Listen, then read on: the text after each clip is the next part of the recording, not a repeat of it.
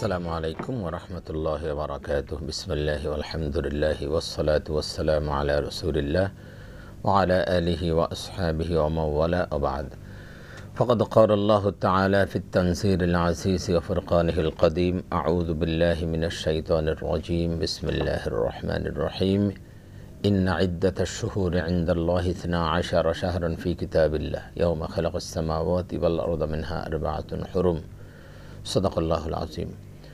সুপ্রিয় দর্শক শ্রোতা, কাছে দূরে বিশ্বজুড়ে যে যেখান থেকে বাংলা ভিশন দেখছেন, আপনাদের সকলকে আন্তরিক প্রীতি, শুভেচ্ছা ও স্বাগত জানিয়ে শুরু করছি আপনাদের প্রিয় অনুষ্ঠান জিজ্ঞাসা জবাব, প্রত্যেক জীবনে ইসলাম জিজ্ঞাসা জবাব। আর আপনাদের সাথে রয়েছে আমি নাজির মাহমুদ। দর্শক, আপনিও চাইলে আমাদের এই লাইভ অনুষ্ঠানে সরাসরি অংশগ্রহণ করতে পারেন। এই জন্য আমাদের স্কুলে যে নাম্বারগুলো আছে সেখানে আপনাকে ফোন করতে হবে। আপনারা অবগত আছেন যে প্রতি বৃহস্পতিবার ঠিক এই সময় আমরা আপনাদের সামনে উপস্থিত হই, সমসাময়িক গুরুত্বপূর্ণ এবং জীবন ঘনিষ্ঠ কোনো বিষয় নিয়ে আলোচনা করি এবং আপনাদের প্রশ্ন জবাব দিয়ে থাকি। আজও আমরা তেমন একটি গুরুত্বপূর্ণ বিষয় নিয়ে আলোচনা করব, আর তা হলো আশুরার গুরুত্ব, মর্যাদা এবং আমাদের করণীয় বর্জনীয়। দর্শক, আশুরা কথাটি শুনলেই আমাদের মন চলে যায় সে কারবালার প্রান্তরে, কিন্তু আসলে আশুরা কিন্তু কারবালা থেকেই প্রসিদ্ধ নয়, বরং তারও অনেক আগে থেকে, হাজার হাজার বছর আগে থেকে আশুরা প্রসিদ্ধ। আল্লাহ রাব্বুল আলামিন বছর নির্ধারণ করেছেন 12 মাসে। আল্লাহ পাক সূরা তাওবার মধ্যে বলছেন যে ইন্না ইদ্দাতাশ শুহুরি ইনদাল্লাহি 12 শাহরান ফি কিতাবিল্লাহ ইয়াওমা খালাকাস সামাওয়াতি ওয়াল আরদা মিনহা আরবা'তুন হুরুম। আসমান জমিন সৃষ্টির দিন থেকে আল্লাহ পাক বছর নির্ধারণ করেছেন 12 মাসে। এর মধ্যে 4টি মাস হলো হারাম মাস বা সম্মানিত মাস। এই 4টি মাস জিলকাদ, জিলহজ, মুহররম এবং রজব। আমরা মুহররমে অবস্থান করছি। তো মুহররম মাস এটা তো এমনিতেই সম্মানিত একটি মাস। আবার আল্লাহ রসুল সাল্লাল্লাহু আলাইহি ওয়াসাল্লাম এটাকে বলেছেন শাহরুল্লাহ, আল্লাহর মাস। তো আল্লাহর মাস হিসেবে মানে আল্লাহর সাথে কোনো কিছু যখন সম্পৃক্ত হয়ে যায় তখন তার মর্যাদা বেড়ে যায়। যেমন বাইতুল্লাহ, কাবা শরীফ, এটার মর্যাদা বেড়ে যায়। কালামুল্লাহ, আল্লাহর কালাম, যখনই কোনো কিছু আল্লাহর সাথে সম্পৃক্ত হয়ে যায় তো তার মর্যাদা অনেক বেড়ে যায়। তো শাহরুল্লাহ বলতে এটার মর্যাদা অন্য 3 মাসের চেয়েও বৃদ্ধি পেয়েছে। এজন্য রসুল মাকবুল সাল্লাল্লাহু আলাইহি ওয়াসাল্লাম বলেন যে আফদালুস সিয়ামি বা'দা রমাদান শাহরুল্লাহিল মুহররম। রমজান মাসের পরে আল্লাহর কাছে সবচেয়ে উত্তম রোজা হলো এই মুহররম মাসের রোজা। এই জন্য মুহররম মাস জুড়ে আমাদের ইবাদত বন্দেগী করতে হবে। আর মুহররম মাসের প্রত্যেকটি রোজা আল্লাহ রাব্বুল আলামিনের কাছে অত্যন্ত প্রিয়, বিশেষ করে আশুরার দিনের এই রোজা। আশুরা বলছিলাম যে এটা আসলে কারবালা নিয়েই এটা নয়, বরং আশুরা অনেক আগে থেকে আরও অনেক প্রসিদ্ধ। বিশ্বনবী সাল্লাল্লাহু আলাইহি ওয়াসাল্লাম যখন হিজরত করে মদিনায় গেলেন, দেখলেন মদিনার ইহুদিরা ওই দিন আশুরার দিনও রোজা রাখে। তখন বিশ্বনবী সাল্লাল্লাহু আলাইহি ওয়াসাল্লাম বললেন, তোমরা আশুরার দিনে কেন রোজা রাখো? তখন বলল যে এটা হলো সেই দিন আনজাল্লাহু ফীহি মূসা ওয়া কওমাহু ওয়া গাররাকা ফিরআউনা ওয়া কওমাহু। আল্লাহ রাব্বুল আলামিন এই দিনে মূসা আলাইহিস সালাম এবং তার জাতিকে ফিরআউনের সমস্ত রকম অত্যাচার থেকে আল্লাহ পাক কী করেছিলেন? মুক্তি দিয়েছিলেন। আর ফিরআউনকে তার দলবল সহ লোহিত সাগরে আল্লাহ চুবিয়ে মেরেছিলেন। এই জন্য মূসা আলাইহিস সালাম শুকরিয়াতেন আল্লাহর কাছে এই দিনে রোজা রাখতেন। আমরাও সেই জন্য রোজা রাখি।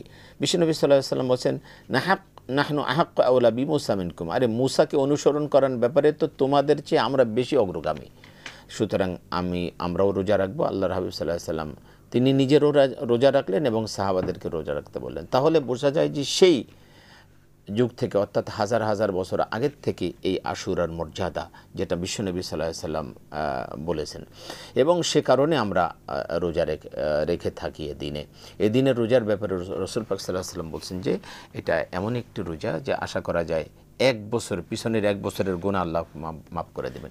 তাহলে আশুরার এই বিষয়গুলো নিয়ে আমরা আলোচনা করব। আজকের আলোচনার জন্য স্টুডিওতে আমন্ত্রিত উপস্থিত হয়েছেন দেশের বরেণ্য দুজন ইসলামী চিন্তাবিদ। চলুন তাদের সাথে পরিচিত হই। আমার ডানে রয়েছেন বিশিষ্ট ইসলামী চিন্তাবিদ, শিক্ষাবিদ, মিডিয়া ব্যক্তিত্ব হযরত মাওলানা মুফতি মোহাম্মদ বদিউল আলম সরকার, প্রিন্সিপাল মাহমুদা খাতুন কাবিল মাদ্রাসা, ঢাকা। আসসালামু আলাইকুম ওয়া রাহমাতুল্লাহি ওয়া বারাকাতুহু। ওয়ালাইকুম আসসালাম ওয়া রাহমাতুল্লাহি ওয়া বারাকাতুহু। আমাদের সাথে আরও রয়েছেন বিশিষ্ট ইসলামী চিন্তাবিদ, গবেষক, শিক্ষাবিদ হযরত মাওলানা মুফতি শাইখ মোহাম্মদ ওসমান গনি, সহকারী অধ্যাপক আহসানী ইনস্টিটিউট অফ সুফিজম। আসসালামু আলাইকুম ওয়া রাহমাতুল্লাহি ওয়া বারাকাতুহু। ওয়ালাইকুম আসসালাম রহমতুল্লাহ আবরকাত। আপনাদেরকে আহলান সাহলান। আমি প্রথমে বদিউল আলম সরকার আপনার কাছে আসছি। আশুরার গুরুত্ব, মর্যাদা এবং আমাদের করণীয় এই বিষয়টা যদি আপনি একটু আমাদের শ্রোতাদের জন্য বলতেন যে আসলে কি আমাদের গুরুত্ব মর্যাদা কি রয়েছে। ধন্যবাদ সম্মানিত প্রাজ্ঞ বিজ্ঞ উপস্থাপক। আশুরা উপলক্ষে বা এর গুরুত্ব প্রসঙ্গে ইতিমধ্যে আপনি কিছু আলোকপাত করেছেন। ধন্যবাদ সম্মানিত শ্রোতা মণ্ডলী। আসলে বিশ্ব ইতিহাসে আশুরা স্মরণীয়, বরণীয় এবং মানুষের কাছে গুরুত্ব বহন করে থাকে। আমরা যেমনটা আপনি বলছিলেন যে শুধু ইসলামী যুগে নয়, অর্থাৎ আমরা ইমাম হোসেন রাদিয়াল্লাহু তাআলা আনহু এবং আহলে বাইত যারা 61 হিজরির 10ই মুহররম শাহাদাত বরণ করেছিলেন, এই দিনটিকে যেমন গুরুত্ব সহকারে দেখা হয়, ঠিক আমি বলবো শুধু ওই দিন থেকে নয়, বরং এরও আগ থেকে, পৃথিবীর সূচনা লগ্ন থেকে এই দিনটি অতীব গুরুত্বপূর্ণ। যেহেতু এই পৃথিবী সৃষ্টি হয়েছিল এই আশুরার দিবসে, এবং এই পৃথিবী যখন ধ্বংস হবে তখন এই আশুরার দিবসে পৃথিবী ধ্বংস হবে। আল্লাহ সুবহানাহু ওয়া তাআলা এই দিনটির এত বেশি গুরুত্ব, এই দিনটিকে বলা হয় এটা হচ্ছে বিশ্ব মানবতার জন্যে, গোটা পৃথিবীর মানুষের জন্যে এটা হচ্ছে একটি কল্যাণের দিবস, এটা হচ্ছে একটি মুক্তির দিবস। আল্লাহ সুবহানাহু ওয়া তাআলা 10 জন পয়গম্বরকে বিশেষ মর্যাদা দান করেছিলেন এই দিনে, এবং ইসলামের বিজয় সূচিত হয়েছিল এই দিনে। হযরত মুসা আলাইহিস সালাতু ওয়াস সালাম, যেমন আপনি বলছিলেন, বুখারী শরীফের 2004তম হাদিস এবং মুসলিম শরীফের 1130তম হাদিস, হযরত আব্দুল্লাহ বিন আব্বাস রাদিয়াল্লাহু তাআলা আনহু ওয়ারদানা থেকে হাদিসখানা বর্ণিত। নবী সাল্লাল্লাহু আলাইহি ওয়াসাল্লাম যখন মদিনায় আগমন করলেন, ফাওয়াজাদাল ইয়াহুদা ইয়াসুমুনা ইয়াউমা আশুরা, ইহুদিদেরকে দেখলেন আশুরার দিন রোজা রাখছে, তখন তাদেরকে জিজ্ঞেস করলেন, ফাসআলাহুম আন যালিক, এই সম্পর্কে তাদেরকে যখন জিজ্ঞেস করলেন, ফাকালু হাদাল ইয়াউম আযহারাল্লাহু ফীহি মূসা ওয়া বনী ইসরাঈল, এটা হচ্ছে সেই দিন। তারা জবাবে বলল এটা হচ্ছে সেই দিন যেদিন আল্লাহ সুবহানাহু ওয়া তাআলা হযরত মূসা আলাইহিস সালাতু ওয়াস সালামকে বিজয় দান করেছিলেন ফেরাউনের, সেই ফেরাউন এবং তার সম্প্রদায়ের উপরে, আর বনী ইসরাঈলকে বিজয় দান করেছিলেন। সেজন্যে আমরা রোজা রাখি। তখন নবী যে কথাটা আপনি বলছিলেন, নবী সাল্লাল্লাহু আলাইহি ওয়াসাল্লাম বললেন, ফানাহনু নাসুমুহু তাযীমান লাহু, তারা বলছে, তখন নবী সাল্লাল্লাহু আলাইহি ওয়াসাল্লাম বললেন, নাহনু আউলা মিনকুম ওয়া আমারা বিসিয়ামিহি, আমরা তোমাদের চাইতে হযরত মূসা আলাইহিস সালাতু ওয়াস সালামের বেশি হকদার, এবং তিনি রোজা রাখার জন্য তিনি নির্দেশ দিলেন। তাহলে দেখা যায় আশুরার গুরুত্ব গোটা বিশ্বব্যাপী সমস্ত মানুষের জন্য এই দিন রোজা পালন করা, এটা একটা আমাদের করণীয় একটা। জি, আমি আবার আপনার কাছে আসবো ইনশাল্লাহ। আমি যাচ্ছি শাইখ ওসমান গনি আপনার কাছে। আশুরার দিনে রোজা রাখার ব্যাপারেও কিন্তু আল্লাহ রাসূল সাল্লাল্লাহু আলাইহি ওয়াসাল্লাম বলছেন, তোমরা ইহুদিদের একটু বৈপরীত্য করবে, অর্থাৎ তারা একটা রোজা রাখে, তোমরা একটা রোজা রাখবে না, তোমরা দুটো রোজা রাখবে। আপনি আশুরার গুরুত্ব এবং মর্যাদা সম্পর্কে যদি বলতেন। জি ধন্যবাদ সুপ্রিয় উপস্থাপক, সময় দর্শক শ্রোতা। আমরা জানি এই আশুরার গুরুত্ব এবং ফজিলত এটি ঐতিহাসিক এবং আদি থেকে রয়েছে। বিভিন্ন নবী রসুলগণ এই আশুরাতে রোজা পালন করেছেন, এবং আমাদের রমজান মাসে রোজা ফরজ হওয়ার পূর্বে আশুরা রোজাটাই কিন্তু ফরজ ছিল মুসলমানদের জন্য, এবং রমজানের রোজা ফরজ হওয়ার পরে আশুরা রোজা সুন্নত বা নফল হিসাবে বিদ্যমান রয়েছে।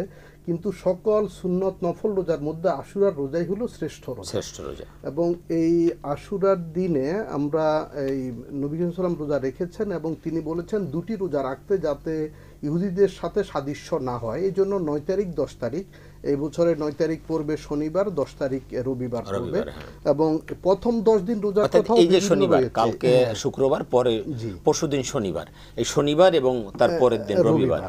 তো আমরা এই রোজা অবশ্যই রাখার চেষ্টা করব, এবং এছাড়াও প্রথম 10 দিন যারা হয়তো অনেকেই রাখছেন, রাখা এটা অত্যন্ত ফজিলতপূর্ণ। এছাড়াও এই সকল মাসেই, সকল সপ্তাহে সোমবার বৃহস্পতিবার নফল রোজা, এটি হলো সুন্নাত আমল। আর প্রতি মাসে 13, 14, 15 তারিখ আইয়ামে বীজের রোজা, এটিও আমরা আমল করব। অর্থাৎ এই মাস এটি এবাদাতের মাস, এবং এই মাসের সর্বশেষ সংশ্লেষ হলো কারবালার সাথে। মানে এই দিনটা, এই মাসটা অত্যন্ত ফজিলতপূর্ণ পূর্ব থেকে, এবং সর্বশেষ কারবালার ঘটনা এই মাস আমাদেরকে নতুন করে একটা ইতিহাস স্মরণ করিয়ে আমরা দেয়। এটা বলতে পারি যে আসলে ইমাম হুসাইন রাদিয়াল্লাহু আনহু কারবালায় শহীদ হয়েছেন, এই জন্য আশুরা মাশহুর তা নয়, বরং আশুরা তো আগের থেকেই মাশহুর ছিল, প্রসিদ্ধ ছিল। বরং আমরা এটা বলতে পারি যে ইমাম হুসাইন রাদিয়াল্লাহু আনহুকে আল্লাহ পাক এমন একটা মর্যাদার দিনে শাহাদাত দান করলেন যেটা এর মর্যাদাকে আরো বৃদ্ধি হয়ে গেল। সুতরাং এই দিন আমরা শুধু এই কারবালার উদ্দেশ্যে স্মরণ করব তা নয়, অবশ্যই আমরা কারবালার স্মৃতিচারণ করব, কিন্তু এবাদাত হিসাবে, ফজিলত হিসাবে এটি পূর্ব থেকে প্রচলিত আছে এবং সেটি আমরা আমল করব। পাশাপাশি কিছু জিনিস বর্জনীয় আছে। অনেকে আছে এই মাসে বিয়ে শাদী করা যাবে না, এই মাসে এটা করা যাবে না, ওইটা করা যাবে না, পান খাওয়া যাবে না, গোস্ত খাওয়া যাবে না, ভালো মন্দ খাওয়া যাবে না, এই ধরনের মানে কিছু কুসংস্কার বা রসম প্রচলিত আছে। এই রসম রেওয়াজগুলো কিন্তু এই শরীয়তে নাই, কোরআন হাদিসে কোথাও নাই। এগুলো আসলে মানুষের বানানো কথা। মানুষ অনেকে কেউ কেউ করে, এগুলো সঠিক নয়। মানে অন্যান্য মাসে যে সকল আমল করা যাবে এই মাসেও সে আমলগুলো করা যাবে, এবং বেশি বেশি নেক আমল করতে হবে। জি। দ্বিতীয় যেটা, যে এই মাসে কিছু বর্জনীয় বিষয় রয়েছে, এটা যদি আপনি বলতেন। বর্জনীয়র মধ্যে যেমন কালো পোশাক পরিধান করা, বিশেষ করে এই তাজিয়া করা, মাতম করা, এবং এই যে বিয়ে শাদী না করা, ভালো মন্দ না খাওয়া, পান না খাওয়া। পান খাওয়ার বিষয়টা ভিন্ন, যারা খাচ্ছেন খাবেন কিনা, কিন্তু এই মাসের জন্য এটাকে বর্জন করা, বিশেষ করে এগুলো কোনো শরীয়তের বিধান নয় এবং এটি ইবাদতের কোনো অংশ নয়। আচ্ছা, এই যে আমরা দেখি তাজিয়া বানায়, এদের নামাজ নাই, রোজা নাই, অজু নাই, গোসল নাই, তাজিয়া বানাচ্ছে, তারপরে নিজেদেরকে ক্ষতবিক্ষত করতেছে, হাই হাসান হাই হোসেন বলতেছে, এটা আসলে কিভাবে? এগুলোকে ইসলামী পরিভাষায় বিদাত বলা হয়, অর্থাৎ যেগুলো কোরআন সুন্নাহ সমর্থিত আমল নয় এবং যেগুলো নিজের জন্য ক্ষতিকর। যেমন তারা মাতম করতে গিয়ে নিজেকে আঘাত করে, তো চাবুক দিয়ে বা চাকু ছুরি দিয়ে নিজেকে আঘাত করে রক্তাক্ত করা, রক্ত প্রবাহিত করা, এটি তো সরাসরি কোরআনে কারিমে নিষিদ্ধ রয়েছে। ফেরেশতাগণ বলেছিলেন যে আল্লাহ আপনি পৃথিবীতে এমন মানুষ পাঠাবেন যে যারা দুনিয়াতে রক্তপাত ঘটাবে, ফিতনা ফাসাদ করবে। তো তারা তাই করছে, এটা রক্তপাত এবং ফিতনা ফাসাদ এগুলো তো নিষিদ্ধ। সুতরাং এই হযরত হুসাইন রাদিয়াল্লাহু তাআলা আনহুর স্মরণে রক্তপাত ঘটানো নয়, বরং ওনার আদর্শ অনুসরণ করাটাই হলো সুন্নাহ, জরুরি। জি, ধন্যবাদ আপনার কাছে। আমি আবার বদরুল আলম সরকার আপনার কাছে আসি, যে আমরা আজকে যে আশুরা নিয়ে কথা বলছিলাম, যে আশুরা বিশেষ করে আমরা যদি কারবালার শাহাদায়ে কারবালার বিষয়টা আলোচনা করি, তাহলে এর ইতিহাসটা যদি আপনি একটু বলতেন, যে এটা আসলে ঘটনা কি ঘটে। গোটা পৃথিবী মর্মাহত হয়েছিল এবং গোটা পৃথিবীতে সুখের ছায়া নেমে এসেছিল ইমাম হোসেন রাদিয়াল্লাহু তাআলা আনহুর শাহাদাত দিয়ে। আসলে এই যে 61 হিজরির 10ই মুহররম তিনি কারবালার প্রান্তরে শহীদ হন, শাহাদত বরণ করেন। ইতিপূর্বেকার তিনি যখন মদিনা মুনাওয়ারায় ছিলেন, নবী সাল্লাল্লাহু আলাইহি সাল্লামের কলিজার টুকরা ফাতেমা জাহরা রাদিয়াল্লাহু তাআলা আনহার সন্তান, আলী রাদিয়াল্লাহু তাআলা আনহুর সন্তান হযরত ইমাম হোসেন রাদিয়াল্লাহু তাআলা আনহু, যাকে সাইয়্যিদুশ শাবাবি আহলিল জান্নাহ, জান্নাতের যুবকদের সর্দার বলা হয়, যিনি আহলে বাইত সহ এই ওনার পরিবার পরিজন সহ কারবালার প্রান্তরে শাহাদতের নজরানা পেশ করেছেন। আসলে কেন ঘটেছিল এটা এবং এর ইতিহাস কি, মানে কেন ঘটলো, কেন এটা, এই বিষয়টা যদি। ইমাম হোসেন রাদিয়াল্লাহু তাআলা আনহু যে শাহাদত এর নজরানা পেশ করেছেন, তা ছিল এই ইসলামকে তার সঠিক মহিমার মধ্যে, সত্য দিনকে যথাযথভাবে মানুষের কাছে সত্য দিনের পরিচয় দিয়ে দেওয়া, এই খেলাফতকে আলা মানহাজিন নবুয়া, এই পৃথিবীর রাষ্ট্র শাসন ব্যবস্থাকে খোলাফায়ে রাশেদা যেই পদ্ধতিতে, ইসলামী পদ্ধতিতে দেশ শাসন করেছেন, এই শাসন ব্যবস্থাকে খেলাফতের আদলে প্রতিষ্ঠিত করার জন্য ইমাম হোসেন রাদিয়াল্লাহু তাআলা আনহু মূলত শাহাদতের ঘটনা ঘটেছে। দুনিয়ার কোনো লোভ, দুনিয়ার কোনো মর্যাদা, দুনিয়ার কোনো রাষ্ট্র ক্ষমতা অথবা ক্ষমতার লোভ ইত্যাদি তাকে স্পর্শ করে না। তিনি আল খেলাফা আলা মানহাজিন নবুয়াকে প্রতিষ্ঠা করার জন্যই মূলত তিনি কারবালার প্রান্তরে শহীদ হয়েছেন। যেই বিষয়টা আপনি বলছিলেন যে ইয়াজিদ যখন ক্ষমতা আসার পরে মদিনায় তিনি একটি রুল জারি করলেন যে খুশ হোসেইনকে তোমরা পাকড়াও করো এবং তার থেকে বায়াত। আমরা যদি আরেকটু আগে যাই, যে ইয়াজিদকে ক্ষমতা দেওয়া হলো বা কোন সালে বা কি কারণে বা কোত্থেকে এটা আসলো, কেন ইয়াজিদকে ক্ষমতা দেওয়ার মধ্যে সমস্যাটা কি ছিল, ইয়াজিদকে ক্ষমতা দেওয়ার মধ্যে সমস্যাটা কি? ইয়াজিদ তো একজন মানে রাষ্ট্রপ্রধানের সন্তান, বা সে তো রাষ্ট্রপ্রধান হতে পারত, এই সমস্যাটা কি? আপনি এই জায়গাটা আপনার কাছে আমি শুনবো, আমি শুনবো। তার আগে আমি একটু শেখ ওসমান গনি আপনার কাছে আসছি। আমি যে বিষয়টা আমরা দেখতে চাচ্ছি যে আসলে ইতিহাসটা, যে আলী রাদিয়াল্লাহু আনহুর শাহাদাতের পরে যে বিষয়গুলো ঘটেছিল, অর্থাৎ এর আগে তো খেলাফতের যে ধারাটা অব্যাহত ছিল সেটা একদম নবী সাল্লাল্লাহু আলাইহি ওয়াসাল্লাম রেখে যাওয়া বিধানের আলোকে ছিল। আলী রাদিয়াল্লাহু আনহুর ইন্তেকালের পরে যে ঘটনাগুলো ঘটেছিল বা যে ব্যত্যয়গুলো ঘটেছিল, আপনি যদি একটু আমাদেরকে বলতেন। নবী করিম সাল্লাল্লাহু আলাইহি ওয়াসাল্লাম 10ম হিজরিতে রবিউল আউয়ালে ওফাত প্রাপ্ত হন। ওনার ওফাতের পরে প্রথম খলিফা নির্বাচিত হন হযরত আবু বকর সিদ্দিক রাদিয়াল্লাহু তাআলা আনহু। ওনার খেলাফতকাল মাত্র 2.25 বছর। উনি স্বাভাবিক মৃত্যুবরণ করেন এবং ওনার পরে উনি নির্ধারণ করে যান খলিফা হযরত ওমর রাদিয়াল্লাহু তাআলা আনহুকে। তিনি 10 বছর খুব সুন্দরভাবে খেলাফত পরিচালনা করেন। এতে ইহুদি এবং মুনাফিকরা খুবই মানে অসন্তোষে ভুগতে থাকে, কষ্টে থাকে তারা। এবং তারপরে তিনি একটি কাউন্সিল করে যান, বোর্ড গঠন করে যান খেলাফত নির্ধারণের জন্য, এবং সেই কাউন্সিলের মাধ্যমে খলিফা নির্বাচিত হন হযরত ওসমান রাদিয়াল্লাহু তাআলা আনহু। উনি 12 বছর খেলাফত পরিচালনা করেন খুব সুন্দরভাবে, এবং শেষ পর্যন্ত বিভিন্ন ষড়যন্ত্র করে ওনাকে শহীদ করা হয়। ওনার শাহাদতের পরে খলিফা নির্বাচিত হন হযরত আলী কারামাল্লাহু ওয়াজহাহু। তিনি মাত্র 2.5 বছর খেলাফতের পরে ওনাকে ষড়যন্ত্র করে হত্যা করা হয়, শহীদ করা হয়। এবং ওনার শাহাদতের পরে খেলাফতের দায়িত্ব পান হযরত হাসান রাদিয়াল্লাহু তাআলা আনহু। তিনি মাত্র 6 মাস দায়িত্ব পালন করেছেন। এই সময় নানান রকমের সামাজিক সমস্যা, রাজনৈতিক সমস্যা তৈরি হয় ইহুদি মুনাফিকদের চক্রান্তের কারণে। এবং তখন হযরত মুআবিয়া রাদিয়াল্লাহু তাআলা আনহু ওনার সাথে ওনার একটি চুক্তি হয়, এবং তিনি এই চুক্তির মাধ্যমে খেলাফতের দায়িত্ব চলে যায় মুআবিয়া রাদিয়াল্লাহু তাআলা আনহুর কাছে। এবং এই সময় হযরত হাসান রাদিয়াল্লাহু তাআলা আনহু ইন্তেকাল হন, এবং ওনার মৃত্যু নিয়ে অনেক বিভিন্ন ব্যাখ্যা বা বিশ্লেষণ রয়েছে। হযরত মুআবিয়া রাদিয়াল্লাহু তাআলা আনহু ইন্তেকালের পূর্বে তিনি পূর্ব যে সুন্নত তরিকা, যে হয়তো নির্ধারণ না করে যাওয়া, কাউন্সিল কমিটি গঠন করে যাওয়া, অথবা নিজের সন্তান ছাড়া অন্য কাউকে দায়িত্ব দেয়া, যেটি হযরত ওমর রাদিয়াল্লাহু তাআলা আনহু বলেছিলেন যে উনার সন্তান হযরত আব্দুল্লাহ ইবনে ওমর, তিনিও কমিটিতে ছিলেন কিন্তু উনি খলিফা হবেন না, এবং আবু বকর রাদিয়াল্লাহু আনহু খলিফা নির্ধারণ করেছেন, তবে নিজ সন্তানকে নয়।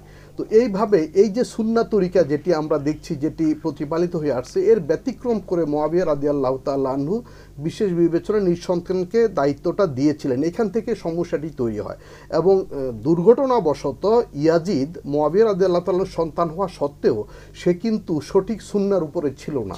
সে নানানভাবে ইসলামী শরিয়ার লঙ্ঘন করেছে, জুলুম, নির্যাতন, বিভিন্ন রকমের অন্যায় আচরণ করেছে, এবং এই কারণে এই প্রজা সাধারণ, মুসলিম সাধারণ ওনার উপরে ক্ষিপ্ত হন, এবং ওনারা চাচ্ছিলেন সাধারণ জনগণ যে হযরত হুসাইন রাদিয়াল্লাহু তাআলা আনহু খেলাফতের দায়িত্ব নেবেন। এবং এই কারণে ওনাকে চিঠি দিয়ে আহ্বান করে কুফাতে আনা হয়, এবং কুফাতে ওনাকে প্রতারণামূলকভাবে মর্মান্তিক ওনাকে শহীদ করা হয় কারবালার প্রান্তরে। আমি আসবো আপনার কাছে বদিউল আলম সরকার, আপনি যদি বলতেন যে এই কারবালার প্রান্তরে হুসাইন রাদিয়াল্লাহু আনহু যে 73 বা 74 জন নিজ পরিবারের সদস্য সহ শাহাদাত বরণ করেছিলেন, এই 10ই মুহররম শুক্রবারে। হোসেন রাদিয়াল্লাহু আনহুর বয়স তখন মাত্র 54 বছর 6 মাস 15 দিন। এই সময়ে তিনি শাহাদাত বরণ করেছিলেন। এই যে শাহাদাত বরণ করেছিলেন, মানে যে অবস্থাটা ছিল, সেই অবস্থাটা যদি আপনি আমাদেরকে একটু বর্ণনা করতেন। আমি যেমনটি বলছিলাম যে ইমাম হোসেন রাদিয়াল্লাহু তাআলা আনহু আসলে তিনি খেলাফতের হকদার ছিলেন ইমাম হোসেন রাদিয়াল্লাহু তাআলা আনহু। সেজন্য দেখা যায় ইরাক থেকে প্রায় 12,000 চিঠি ওনার কাছে কুফা থেকে, জি, আমরা একটা ফোন নিব। দর্শক, আসসালামু আলাইকুম রহমতুল্লাহ। আসসালামু আলাইকুম। ওয়ালাইকুম আসসালাম। যে কে বলছেন, কোত্থেকে বলছেন? আমি দিনাজপুর থেকে অপু বলছিলাম। আপনার- আমার দুটি বিষয় জানার আছে। জি প্রথমত বিবাহ নিয়ে আমি একটা জিনিস জানতে চাই যে ইসলামে তো আসলে সঠিক বয়সে বা বয়স হলে বিয়ে করার নির্দেশনা দেওয়া আছে, এবং এটাও জানা আছে যে কেউ যদি প্রতিষ্ঠিত হওয়ার আগে বিয়ে করে আল্লাহ নিজে তার রিজিকের ব্যবস্থা করে দিবে। তো এখন এখানে বিষয়টা হলো যে মানে আমাদের দেখা যায় যে প্রতিষ্ঠিত হতে হতে অনেক সময় অনেক দেরি হয়ে যায়। তো এই ক্ষেত্রে আসলে করণীয় বা ইসলামের দৃষ্টিকোণ থেকে কি বলে? আর দ্বিতীয় বিষয়টা হলো দোয়া নিয়ে, যে অনেক সময় জুমার নামাজ বা ফরজ নামাজের পর দেখা যায় অনেক মসজিদে দোয়া করা হয়, আবার অনেক মসজিদে দোয়া করা হয় না। মোনাজাত, যেটাকে আমি বলছি, মোনাজাত করা হয় না। তো আসলে ইসলামিক দৃষ্টিকোণ কি বলে? আসলে মোনাজাত বা দোয়া তো গুরুত্বপূর্ণ একটা বিষয়। এই দুটো বিষয় একটু জানার আছে। জি অপু, আপনি আমাদের সাথে থাকুন, ইনশাআল্লাহ আমরা জবাব দেওয়া। আমি শেখ মোহাম্মদ ওসমান গনি আপনার কাছে আসছি। তিনি বলছেন যে আমাদের দেশে সাধারণত আমরা দেখি যে প্রতিষ্ঠিত না হলে সাধারণত আমরা বিয়ে করি না। প্রতিষ্ঠিত হওয়ার পরে তো প্রতিষ্ঠিত হতে হতে অনেকের দেরি হয়ে যায়। তো এখানে দেখা যাচ্ছে বিবাহ দেরি হয়ে যাচ্ছে, সংসার করতে দেরি হয়ে যাচ্ছে, এবং অনেক গুনাহের মধ্যে মানুষ জড়িয়ে পড়তেছে। কি পুরুষ বলেন কি নারী, সব। নারীদের ইদানিং একটাই হয়েছে যে আমি আগে প্রতিষ্ঠিত হই তারপরে বিবাহ করব। নারীরা আগে শুনতাম যে তারা বিবাহ বসে, এখন তারা বিবাহ করে আর কি। যা হোক, এখন বিষয়টা এরকম বলতেছে যে আমরা প্রতিষ্ঠিত না হয়ে বিয়ে করব না। নারীদের মধ্যে রেখা আল্লাহ রাব্বুল আলামিন বলছেন, তুমি আগে বিয়ে করো, প্রতিষ্ঠিত আমি করে দিব। তুমি বয়স সময় মতো বিয়ে করো, প্রতিষ্ঠিত আমি করে দেবো। এটা আল্লাহর ওয়াদা। আর আমরা বলতেছি যে আমি আগে প্রতিষ্ঠিত হই তারপরে বিয়ে করব। আপনি কি বলবেন? ধন্যবাদ। বিয়ে একটি গুরুত্বপূর্ণ এবাদত। নবী করিম সাল্লাল্লাহু আলাইহি সাল্লাম বলেছেন, আর নিকাহু মিন সুন্নতি ফামান রাগিবা আন সুন্নতি ফালাইসা মিন্নি, যে বিয়ে হলো আমার সুন্নাত, আদর্শ, এবং কেউ যদি এটি ইচ্ছাকৃত এ থেকে বিরত থাকে তাহলে সে আসলে আমার অন্তর্ভুক্ত নয়, দলভুক্ত নয়। তো প্রতিষ্ঠিত হওয়া মানে কি? মানুষ আগামী 100 বছরের জন্য সম্পদ জমা করে তারপরে বিয়ে করা হবে এমন নয়। আল্লাহ তাআলা রিজিকের মালিক। মানুষ সৃষ্টি করার 500 বছর আগে আল্লাহ তাআলা রিজিক সৃষ্টি করেছেন, এবং যিনি আসবেন তার রিজিক তার সঙ্গেই আসবে। সুতরাং সময় মতো বিয়ে করা এটি হলো সুন্নাহ আমল। এবং এই বিশেষ করে যারা লেখাপড়া করেন, ইউনিভার্সিটি পড়ে, হয়তো 25 থেকে 27 বছর বয়স, বিয়ে করছে না, কিন্তু সে নানানভাবে হয়তো গুনাহে লিপ্ত হতে বাধ্য হচ্ছে এবং চাকরিও পাচ্ছে না। এই অবস্থায় বিয়ে শাদী সুন্নাত তরিকায় হয়ে যাবে। মেয়ে মেয়ের বাবার বাড়িতে থাকলো, না হয় লেখাপড়াই করলো, ছেলে ছেলের বাবার বাড়িতেই থাকলো। প্রতিষ্ঠিত হওয়া মানে কি? চাকরি বাকরি, ব্যবসা বাণিজ্য, আল্লাহ তো রিজিকের ব্যবস্থা করবেন। এবং বিশেষ করে মেয়েদের যে প্রতিষ্ঠিত হয়ে বিয়ে করার যে প্রবণতা শুরু হয়েছে, এতে আসলে বিয়ে হচ্ছে না। অনেক সময় দেখা যায় ইউনিভার্সিটি পাশ করে 26-27 বছর পার হয়ে গেল, চাকরি বাকরি করতে করতে 30-35 বছর, এরপরে কিন্তু আর তার বিয়ের বাজার থাকে না। মেয়েদের সাধারণত ইন্টার পাস করলে ইউনিভার্সিটি যাওয়ার আগে আগে বা ইউনিভার্সিটি অনার্স ফার্স্ট ইয়ারে সেকেন্ড ইয়ারের মধ্যে বিয়ে হয়ে গেলে এটা হলো উত্তম। এবং এটা বায়োলজিক্যালি, বৈজ্ঞানিকভাবে এটাই প্রতিষ্ঠিত, প্রমাণিত। কিন্তু আমাদের দেশে মানুষ মনে করে টাকা পয়সাই হলো মেইন, এবং সামাজিকভাবে প্রতিষ্ঠা প্রতিপত্তি, এটি কিন্তু একটি ভুল চিন্তা। এতে কল্যাণ তো হয় না, বরং অকল্যাণ হয়। আরেকটা বিষয় হলো মেয়েদের অধিক বয়সে বিয়ে হলে 30-35-35 পরে যে তো সন্তান ধারণে তার সমস্যা, এটা মেডিকেল সায়েন্স এটা বলতেছে, এটা অনেক সমস্যা হয়ে যায়। 25 থেকে বা 20 থেকে 35-এর মধ্যে তাদের সন্তান ধারণের সর্বোচ্চ। আচ্ছা, আমরা যে একটা কথা বলি, আপনি দেখবেন আগেকার মানুষ, আগেকার মায়েরা, আমাদের দাদি নানিরা 13-11 বছরে বিয়ে হয়ে যেত, তারপরে 8টা-10টা করে বাচ্চা নিত, মৃত্যুর আগ পর্যন্ত তারা ধুমায় সংসার করে গেছে, কোনো অসুখ বিসুখ তাদের হতো না, ধুমচে সংসার করে গেছে। আর এখন বলে যে 20-এর আগে বিয়ে নয়, তা 20-এর আগে বিয়ে হবে না, তাহলে স্বাস্থ্য খারাপ হয়ে যাবে। তাদের তো স্বাস্থ্য খারাপ হতো না কখনো। দাম্পত্য জীবন মানসিক সুস্থতার জন্য অপরিহার্য। মানসিক শান্তি, পারিবারিক শান্তি, সামাজিক শৃঙ্খলা, এই বিয়ের সাথে অনেকগুলো বিষয় সম্পর্কিত। বরং এখন যেটা হচ্ছে, অধিক বয়সে মেয়েরা বিয়ে করতেছে, 1টা-2টা বাচ্চা নেওয়ার পরে সে অসুস্থ হয়ে পড়তেছে। অথচ আগেকার মহিলাদেরকে যদি আমরা দেখি, অল্প বয়সে বিয়ে হয়েছে, এতগুলো বাচ্চা নিয়েছে, ধমছে সংসার করেছে, আপনি গ্রামের কত খাটনি তারা খেটেছে, তারপরেও তাদের কোনো সমস্যা হয়নি। সুতরাং আমার মনে হয় যে এই জায়গায় তথাকথিত মেডিকেল সায়েন্স যেটা বলছে সেটা প্র্যাকটিক্যালের সাথে আসলে মিলছে না। আমরা একটা ফোন নিয়ে আপনার আলোচনা আসবো। হ্যালো, আসসালামু আলাইকুম হুজুর। ওয়ালাইকুম আসসালাম ওয়া রাহমাতুল্লাহ। কে বলছেন, কোথা থেকে বলছেন? মাসুম কুমিল্লা ধর্মপুর থেকে। হ্যাঁ মাসুম ভাই, আপনার প্রশ্ন। দুটি প্রশ্ন। প্রথম প্রশ্নটি হলো যে শিয়ারা যে তাজিয়া মিছিল করে, তাজিয়া মিছিল এটা কি কোরআন ও সহিহ হাদিসে এই ব্যাপারে কি বলে? কোরআন ও সহিহ হাদিসে এই ব্যাপারে কিছু আছে কিনা, কি বলতেছে কোরআন সহিহ হাদিস? আর দ্বিতীয় প্রশ্নটি কোরআন থেকে সূরা মাইদা আয়াত নম্বর 3 অধ্যায় 5, এই আয়াতে কোরআন বলতেছে, আজ আমি তোমাদের জন্য তোমাদের দিনকে পরিপূর্ণ করলাম, ইসলামকে পছন্দ করলাম, ইসলামে নতুন কিছু যোগ বা বিয়োগ করা যাবে না, ইসলামে নতুন কিছু যোগ বা বিয়োগ করা যাবে না। সূরা মাইদা 3 নম্বর আয়াত। কোরআন কি বলতেছে আমাদেরকে? আসসালামু আলাইকুম। জি ধন্যবাদ। তাহলে আসলে বিবাহ আমাদের সময় মতোই করে ফেলানো। আমি আমার ঢাকা ইউনিভার্সিটিতে আমি অনেক ছেলে মেয়েদের একটা সম্পর্ক ওখানে থাকে অনেকের। তা আমি বলি যে বাবা এই অবৈধ সম্পর্কটা না রেখে তোমরা বিয়ে করো, মেয়ের মতো লেখাপড়া করো, তুমি তোমার মতো লেখাপড়া করো, কোনো সমস্যা নেই। আমাদেরকে ভালো করে মনে রাখতে হবে, আমরা যারা মুসলিম আছি ভালো করে মনে রাখতে হবে, এই যে যাদের সাথে বিবাহ বন্ধন জায়েজ, স্বামী স্ত্রীর সম্পর্ক ছাড়া অন্য যত সম্পর্ক আছে এগুলো সব হারাম। এই যে জিএফ বিএফ বলে যত সম্পর্ক বলা হয় এগুলো সব হারাম। কিন্তু আশ্চর্যের বিষয় হলে হারাম সম্পর্কটাকে মানে প্রোভাইড করতেছে গার্জিয়ানরা। আশ্চর্য লাগে আমার কাছে যে কেমন ধরনের গার্জিয়ান তারা, কতটা নির্লজ্জ হলে পরে একটা হারাম রিলেশনকে তারা কি করতেছে, সমর্থন করতেছে এবং তাকে তারা চালিয়ে নেওয়ার জন্য তারা ইয়ে বলতেছে। সুতরাং এর থেকে আমাদেরকে ফিরে আসতে হবে, বিবাহ যথাসময়ে করা এটা খুব জরুরি।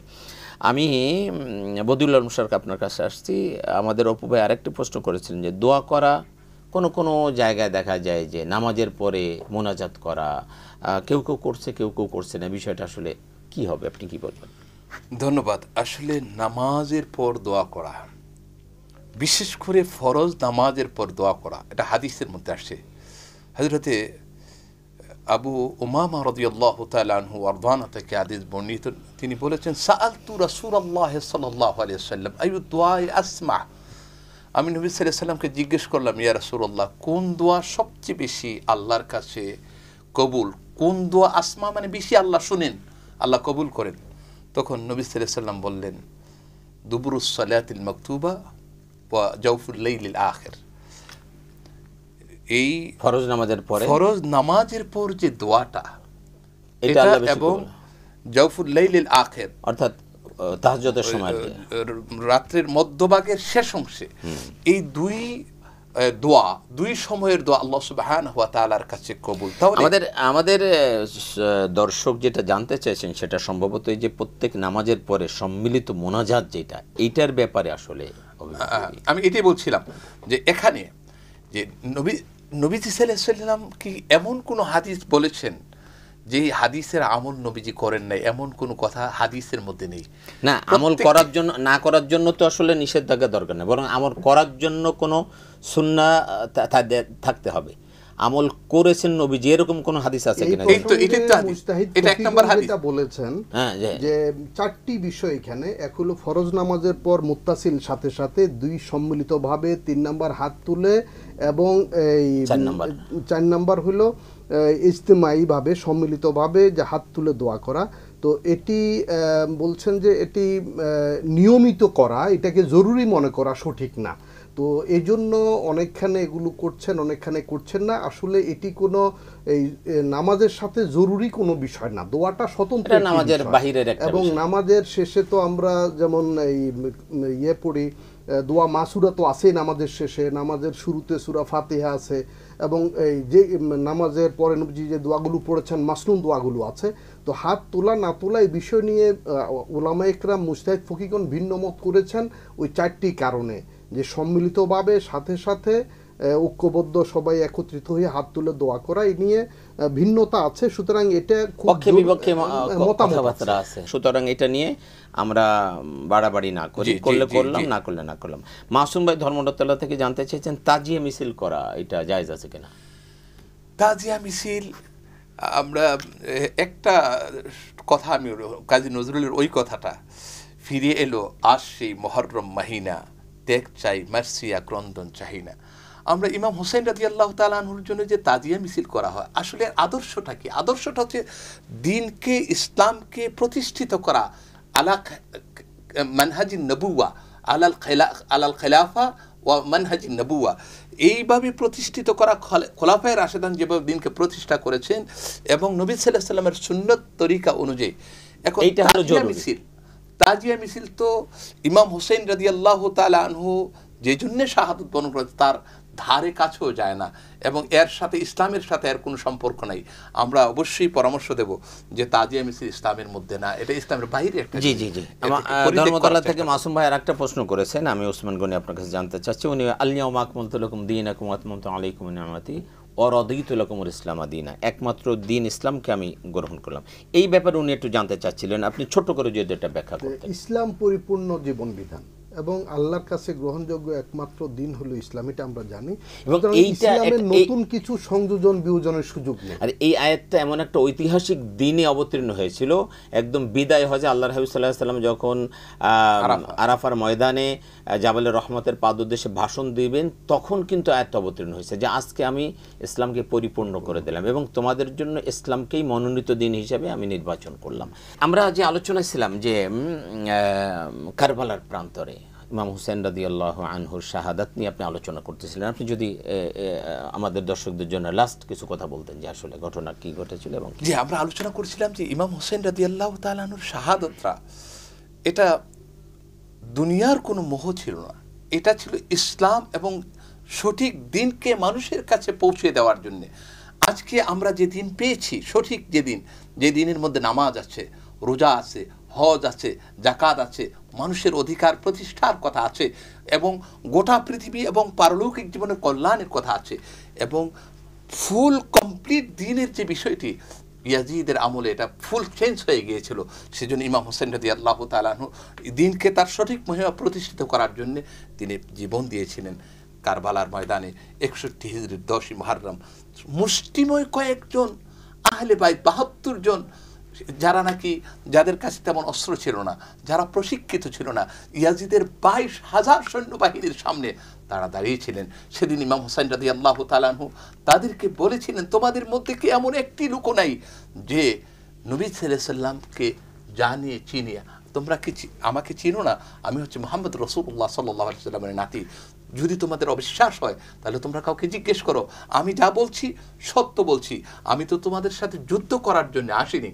তারা কিন্তু সেদিন হযরত ইমাম হোসেন রাদিয়াল্লাহু তাআলা আনহুর সেই কথা তারা কানে নেয়নি, বরং নির্মমভাবে তারা শুধু দুনিয়ার ক্ষমতার মোহে এবং রাজতন্ত্রকে এবং নিজেদের এই জীবনকে সুন্দর করার জন্যই, মূলত দুনিয়ার জন্যই, অর্থাৎ মূলত ইমাম হোসেন রাদিয়াল্লাহু তাআলা আনহু শহীদ। ধন্যবাদ আপনাকে। আমি আবারও সময় পেলে আপনার কাছে আসবো। শেখ ওসমান গনি, আপনি যদি লাস্ট 1 মিনিট আমাদের দর্শকদের জন্য কিছু বলতেন। এই কারবালার যে ত্যাগ, এই ত্যাগ থেকে আমরা কি শিক্ষাটা নিতে পারি? হযরতে হুসাইন রাদিয়াল্লাহু তাআলা আনহু যদি চাইতেন নিরাপদ জীবন যাপন করতে পারতেন, রাষ্ট্রীয় কোষাগার থেকে উচ্চ হারে ভাতা পেতে পারতেন, তিনি মন্ত্রী বা গভর্নর হতে পারতেন, মক্কা মদিনার শাসক হতে পারতেন, তিনি যা চাইতেন সবই পেতেন, দুনিয়াতে অর্থ সম্পদ সম্মান সবই পেতেন যদি তিনি ইয়াজিদের আনুগত্য করতেন। আপনি যদি 10 সেকেন্ড একটা প্রশ্ন জবাব দেন। অনেকে ইয়াজিদের কারণে তার পিতা মুয়াবিয়া রাদিয়াল্লাহু আনহুকেও সমালোচনা করে, আপনি এই বিষয়টা এটি সঠিক নয়। হযরত মুয়াবিয়া রাদিয়াল্লাহু তাআলা আনহু একজন বিখ্যাত বিশিষ্ট সাহাবী এবং ওহী লেখক ছিলেন, নবীজির বিশ্বস্ত ছিলেন। তিনি হয়তো ওনার ইজতিহাদি কারণে তার সন্তানকে দায়িত্ব দিয়েছেন, উলামায়ে কেরাম বলেন ইজতিহাদি একটা খাতা, চিন্তা ভাবনার একটা নিজের চিন্তা দিয়েছেন, সেটি ভুল হতে পারে, আল্লাহ হয়তো ক্ষমা করবেন। তো এই জন্য ওনাকে অভিযুক্ত করা সঠিক হবে না, তিনি একজন বিশিষ্ট সাহাবী ছিলেন। ইভেন ইয়াজিদকেও, মানে ইয়াজিদের ব্যাপারে আমি যেটা বলবো, ইমাম আহমদ বিন হাম্বলের সন্তান ওনাকে জিজ্ঞাসা করছিলেন যে আব্বা, ইয়াজিদকে যে মানুষ গালিগালাজ করে আসলে আমরা কি করব? তা বললো যে বাবা, কোনো মুসলমানকে আরেকজনকে গালি দিতে পারে? মুসলমানের মুখ দিয়ে তো আসলে গালি দেওয়াটা শোভনীয় নয়। তা বলে তাহলে কি ইয়াজিদকে আমরা প্রশংসা করব? কি বলো, কোনো মুসলমানকে ইয়াজিদের প্রশংসা করতে পারে? তার মানে আমরা তার প্রশংসাও করব না বা তাকে গালি দিব না। হ্যাঁ, সে যে অবশ্যই খারাপ কাজ করেছে, আমরা যদি দেখি 3 বছরে 3টি খারাপ কাজ করেছে।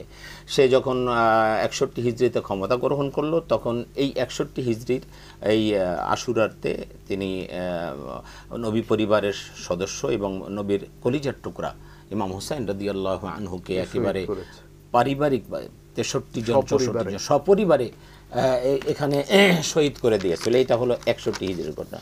62 হিজরিতে মদিনায় এটা নিয়ে একটা আন্দোলন দেখা দিল। এই মদিনা আন্দোলন দেখো, সেই আন্দোলন ঠেকানোর জন্য 12,000 সৈন্য পাঠানো হলো এবং মদিনায় 3 দিন ম্যাসাকার চালানো হলো, গণহত্যা, ধর্ষণ, লুটপাট ইত্যাদি ইত্যাদি ইত্যাদি। এটা হলো 62 হিজরিতে। 63 হিজরিতে আবার মক্কায় যখন এই আন্দোলনটা দানা বেঁধে উঠলো, তার ব্যাপারে বিদ্রোহ দেখা দিল, তখন সেই আন্দোলন ঠেকানোর জন্য, সেই বিদ্রোহ ঠেকানোর জন্য আবার সেখানে সৈন্য পাঠানো হলো এবং আপনি জানেন 3 দিন এখানে ম্যাসাকার করা হয়েছে এবং বাইতুল্লাহতে নামাজ পর্যন্ত বন্ধ ছিল, বাইতুল্লাহতে মিনজানিক অর্থাৎ কামান দাগানো হয়েছিল। এই 3 বছরে 3টা মারাত্মক ঘটনা ঘটিয়েছে এই এজিদ। সুতরাং এজিদকে ভালো বলার কোনো সুযোগ নাই। যারা আজকে এজিদের প্রশংসা করছে তারা কি জন্য করছে আমার বুঝে আসে না। তাদের মাথায় কি কিছুই নাই যে তারা এজিদের মতো একটা পাপিষ্ট লোককে যে এতগুলো কাজ করলো মাত্র 3 বছরে, এর 4র্থ বছরে কিন্তু এজিদ মারা যায়। আশ্চর্যের ব্যাপার, মাত্র 4র্থ বছরেই কিন্তু এজিদ মারা যায়। তো এরকম কাজ যে করছে তার প্রশংসা কেন করে এটা আমার বুঝে আসে না। কারবালার যে শিক্ষার কথা আপনি বলছিলেন, আমি শেষের দিকে আমরা চলে এসেছি। কারবালার শিক্ষা হলো যে আমরা আসলে মূলত আমাদেরকে সবসময় হকের পথে থাকতে হবে, সত্যের উপরে অটল থাকতে হবে। সত্যের উপরে অটল থাকার কারণে যদি কেউ পরাজিত হয় সাময়িকভাবে, এই সাময়িক পরাজয় কিন্তু পরাজয় নয়। আপনি যদি দেখেন এই হুসাইন রাদিয়াল্লাহু সাময়িকভাবে পরাজয় বরণ করেছেন, আসলে কি পরাজয় বরণ করেছেন? কিয়ামত পর্যন্ত সমস্ত মানুষ তাকে শ্রদ্ধার সাথে স্মরণ করবে। আর নাহকের পথে থেকে, অন্যায় পথে, জুলুম নির্যাতনের পথে থেকে কেউ যদি বিজয় লাভ করে তাহলে এটাকে বিজয় বলে না। আপনি যদি এজিদের বিজয় দেখেন, এজিদকে কেউ মানে ভালো চোখে দেখেন, এজিদকে কেউ সম্মানের সাথে স্মরণ করে না, সবাই তাকে ঘৃণার চোখে দেখে। এজন্য আমাদের উচিত হলো কারবালার যে শিক্ষা সেটা হলো আমরা যেন সবসময় সত্যের উপরে থাকি, হকের পরে অটল থাকে। আল্লাহ পাক আমাদেরকে এখান থেকে সেই শিক্ষা গ্রহণ করার তৌফিক দান করেন। আপনাদের উভয়কে অনেক ধন্যবাদ, অনেক মূল্যবান সময় দিয়েছেন আমাদেরকে। বাংলা ভিশনের পক্ষ থেকে আপনাদেরকে ধন্যবাদ জানাচ্ছি। প্রিয় দর্শক, আমরা অনুষ্ঠানের শেষ প্রান্তে চলে এসেছি। আগামী অনুষ্ঠান দেখার সাদর আমন্ত্রণ জানিয়ে এবং আপনাদের ইহকালীন পরকালীন কল্যাণ কামনা করে আজকের মতো বিদায় নিচ্ছি। আল্লাহ হাফিজ। আসসালামু আলাইকুম ওয়া রাহমাতুল্লাহি ওয়া বারাকাতুহু।